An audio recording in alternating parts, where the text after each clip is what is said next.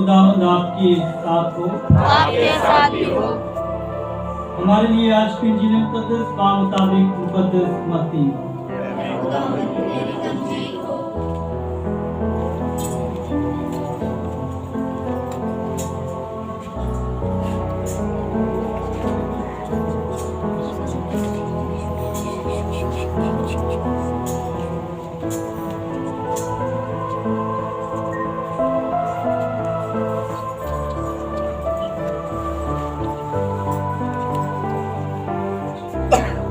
उस वक्त सबत के बाद हफ्ता के पहले दिन पो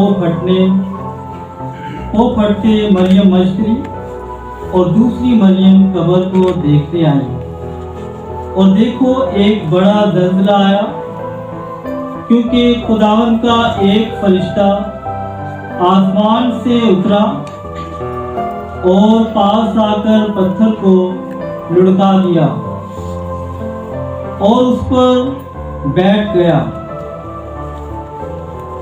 उसकी सूरत बिजली की सी और उसकी पोशाक बर्फ की सी सफेद थी, और उसके डर से निगहबान कांप उठे और मुर्दों की मानिंद हो गए।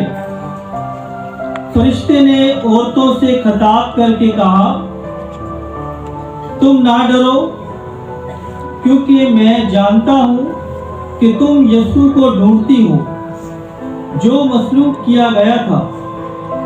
वो यहाँ नहीं, क्योंकि अपने कहने के मुताबिक जी उठा है। आओ और ये देखो,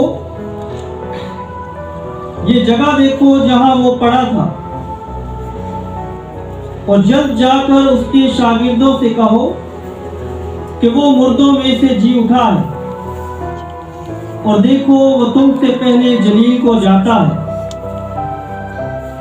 वहां तुम उसे देखोगे।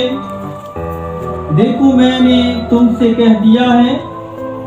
और वो खौफ और बड़ी खुशी के साथ कब्र से जल्द रवाना हुए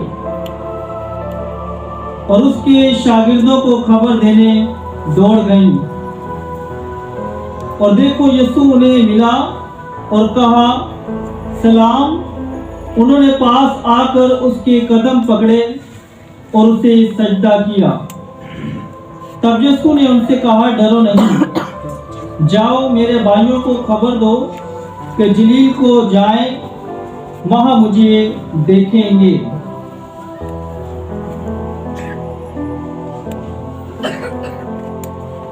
इंजील मुकद्दस के वसीला से हम सब के गुनाह माफ किए जाएं।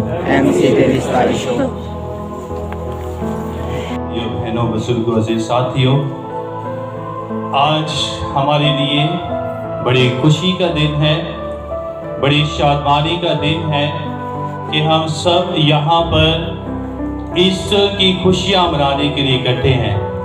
कोई हाथ उठा के बता सकता है कि कौन कौन ईस्टर की खुशियाँ मनाने आया है? क्या ना हाथ चुके हैं, सवाल पूछा भी हो सकता है। ईस्टर की खुशियाँ मनाने कौन कौन आया है? सारे आए हैं। और दूसरा, रात के बुत की इबादत में कौन कौन आया था? थोड़े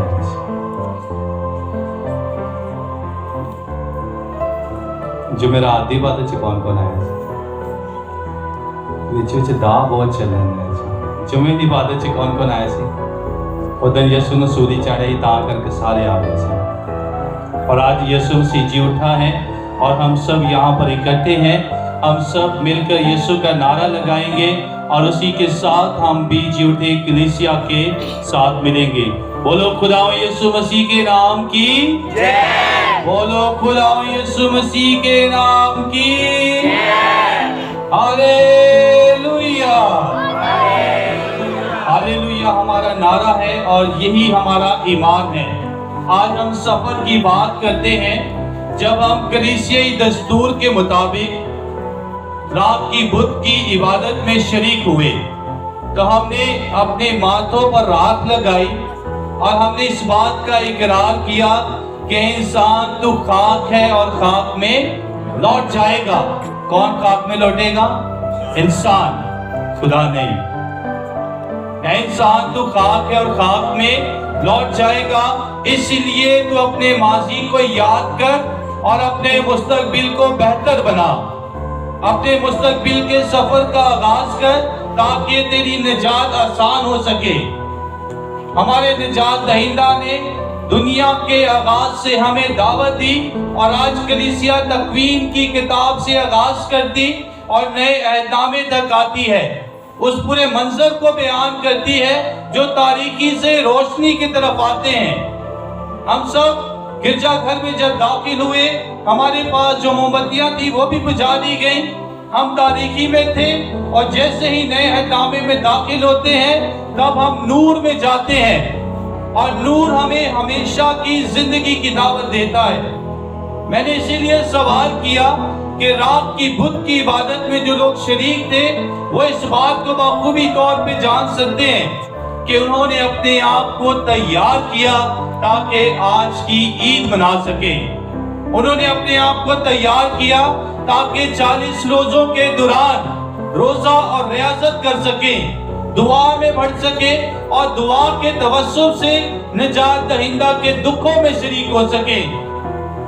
यीशु ने अपने शागिर्दों के पांव धोने के लिए जब बैठा, उसने उनके पांव को जैसे हाथ लगाया तो सबसे पहले उसने एक शागिर्द से जाकर उसके पांव को जब छुआ तो उसने आगे से एक सवाल किया, क्या है खुदावन, क्या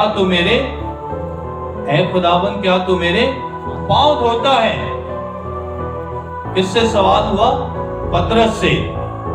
जब पतरस ने यीशु को आगे से जवाब दिया और ये सवाल और जब जवाब बात चल रही थी तो यीशु ने उसे यकीन दिलाया और ये यकीन आज आपके साथ भी है।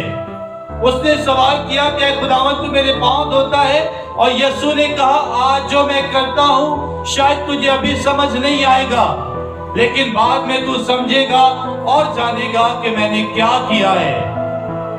फिर पतरस को यकीन आ गया कि नहीं, मेरे अगर पांव ना धुले तो मैं तो मिशन का हिस्सेदार नहीं हूं। फिर वो कहता है, खुदावंद मेरे पांव नहीं बल्कि मुझे पूरे को नहला दे।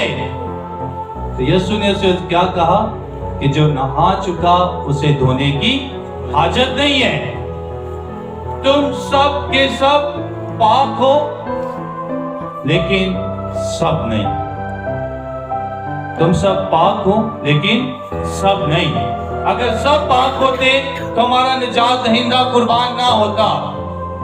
दुनिया को जब उसने खल्क किया, तकवीन के आगाज से उसने सब कुछ बयान कर दिया, उसे सब कुछ बना के अच्छा कर दिया।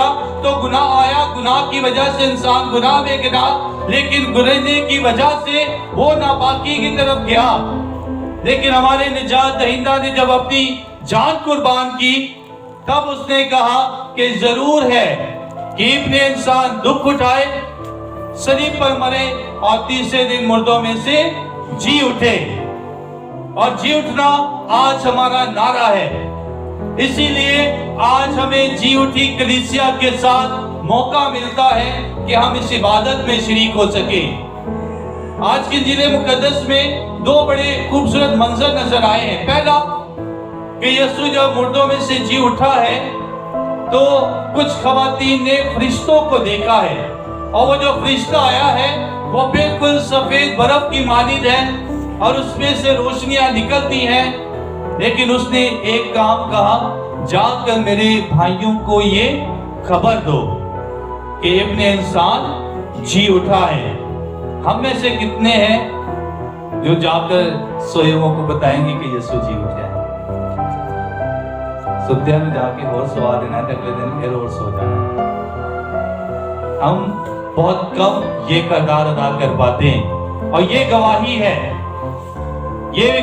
है कि जाकर मेरे शागिर्दों को ये बताओ, जाकर मेरे भाइयों को बताओ। सिर्फ भाइयों तक ये बात महदूद नहीं रही। अब जब यीशु को कब्र में रखा गया तो यहूदियों को, फरीसियों को खौफ था।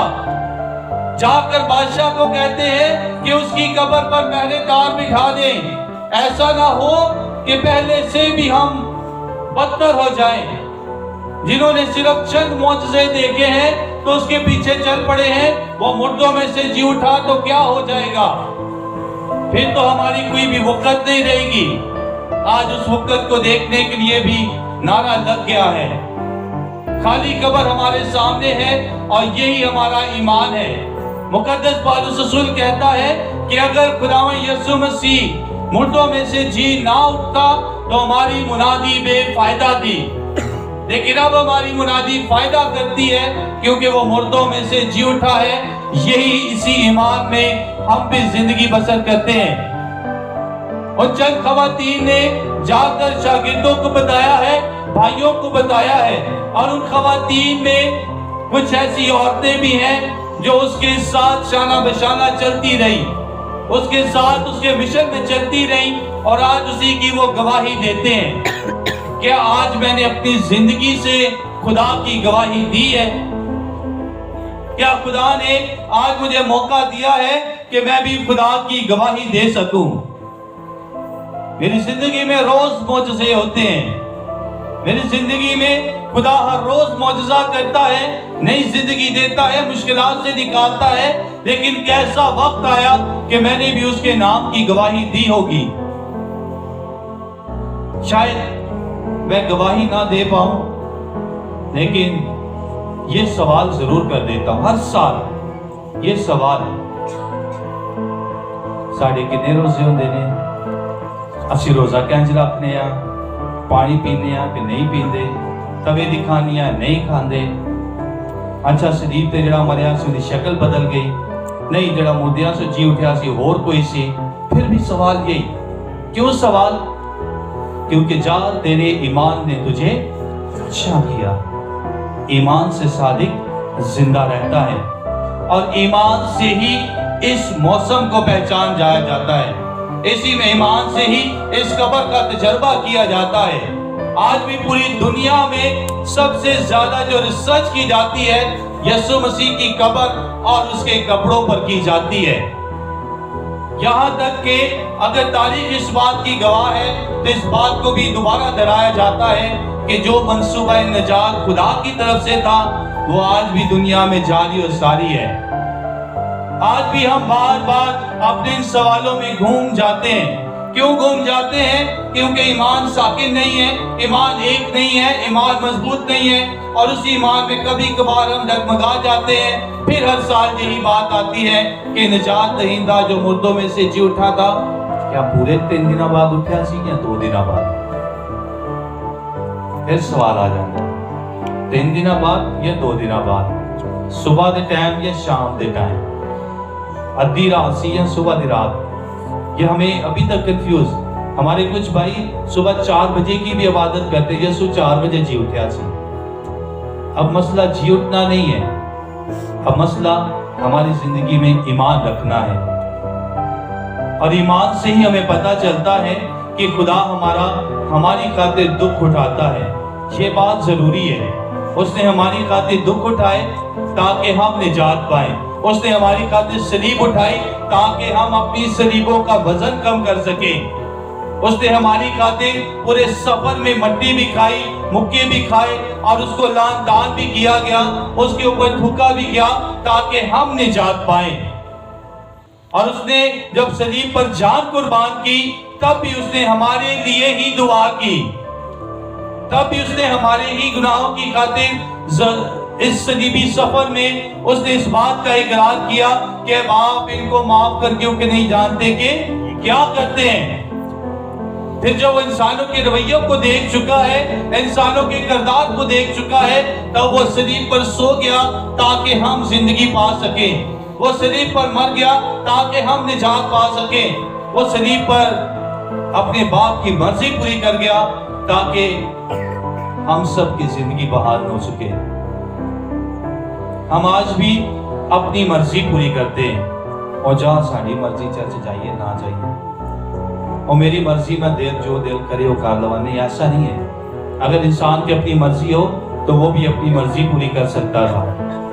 वो गतसमनी के बाग में दुआ कर रहा है, तकलीफ में है, दुख में है, परेशानी में है, इंसान के सामने मुश्किलात आ जाए हम दिल छोड़ जाते हैं, वो भी ये कर सकता था। लेकिन उसने कहा ऐ बाप तेरी नहीं बल्कि तेरी मर्जी पूरी हो। और उसकी मर्जी पूरी ये हुई कि आज वो मुर्दों में से जी उठा है। हम भी गुनाह में गिरते हैं, लेकिन जी उठना थोड़ा सा मुश्किल होता है। गुनाह पे गुनाह, झूठ पे झूठ, एक गुनाह के लिए 100 झूठ भी बोल जाते हैं, लेकिन उससे बाहर आना थोड़ा मुश्किल हो जाता है। लेकिन खुदा उसे मौका देता है जो हकीकी तौर पर उसकी तरफ लौट आता है, जो हकीकी तौर पर उसका तजर्बा कर लेता है। मैं बड़े फख्र से इस बात का इकरार करता हूँ कि मेरे लिए रोज़ों का मौसम बरकत का मौसम बनता है। रोज़ों का मौसम मेरे लिए तब्दीली का मौका बनता है। वो तब बनता है जब मैं उसके साथ एक होने की कोशिश करता हूँ। मैं दुआ करता ताकि खुदा के साथ राब्ता बहाल कर सकूं। मैं रोजा रखता ताकि अपनी भूख और प्यास से उसका तजर्बा कर सकूं। मैं रियासत करता ताकि मैं दूसरों के साथ उसकी मोहब्बत को बांट सकूं। इन रोजों के याम से ही हमने सीखा और आज हम जी उठे मसीहा के लिए सब यहाँ पर इकट्ठे हैं। और ये खुदा हर साल हमें मौका देता है कि हम अपनी जिंदगियों में इस बात का तजर्बा करें। 40 दिन मुझे खुदा ने दिए, दिन तो एक भी किसी को मिल जाए तो बहुत है। कहते ना खुदा किसी को जिंदगी कदी कदी देना है, नहीं, खुदा जिंदगी हर रोज देता है, लेकिन मौत एक बार देता है। मौत एक बार है, लेकिन जिंदगी बार बार मिलती है ताकि हम सुधर जाएं। खुदा हमें मौका देता है, हमारी जिंदगी में बार बार हमें ये बचा देता है ताकि हम उसका जलाल और उसका तजर्बा कर सके। अगर हम उसका तजर्बा करते हैं तो अजीज मोमिन, आज हम भी मिलकर इस बात का इकरार करेंगे कि हम अपने निजात दहिंदा के साथ जी उठे हैं। और जी उठना हम सब का नारा है। और जी उठना इसी बात का है कि हमने अपनी जिंदगियों में, अपने खानदानों में जो मायूसी है, ना उम्मीदी है, ना चाकी है, कमजोरी है, दूरी है, उसको खत्म किया और अपने यीशु के साथ जिंदगी का आगाज किया है। जरूर इंसान होते हुए होती हैं गलतियां, इंसान होते हुए हम भी दूरियां डालते हैं, इंसान होते हुए अपनों से खुद दूर हो जाते हैं। लेकिन ये अच्छा मौका है कि आज हम दोबारा इस बात को याद करें कि हमारे निजात दहिंदा ने सारी दूरियां खत्म कर दी। याद रहे बागे अदन में हमारा खुदा के साथ राब्ता मुंतका हो गया था। ये बात याद रखिएगा, बागे अदन में हमारा खुदा के साथ राब्ता मुंतका हो गया, लेकिन जब उसने सलीब पर जान दी, हैकल का पर्दा फटा ताकि बाप और बेटा दोनों एक हो सके। उसने हमें एक होने का मौका दिया है, लेकिन हम अपने अंदर दीवारें ना खड़ी करें। हम भी यीशु के साथ जी उठने का तजर्बा करें। उसका पत्थर भी हट गया है और फरिश्तों ने हटा दिया है। फरिश्ते आज भी हमारे खानदानों में आते हैं, बहन भाइयों की सूरतों में, रिश्तेदारों की सूरतों में, काहिनों की सूरतों में और खिदमत गुजार की सूरत में। आज भी हमारी जहां से पर्दा हटाने के लिए आते हैं, लेकिन उस पर्दे को हटाने का मौका दिया जाए ताकि हम भी जी उठे मसीहा का तजर्बा करें। और जी उठे मसीहा का तजर्बा तब है जब हम उस मुकद्दसा मरियम की दुआ को याद रखते हैं जो कहती है, अल कादिर ने मेरे लिए बड़े बड़े काम किए और उसका नाम कदूस है। और उसका नाम कदूस इसलिए है कि उसने हमारी खातिर अपना बेटा भी कुर्बान कर दिया है। उसने जब हमें यह मौका दिया है तो हम भी अपनी छोटी छोटी कुर्बानियां अपने खुदा के हुजूर पेश करें ताकि हम भी उसकी तरफ लौट आएं। मसीह हमारे खुदावन के वसीला से।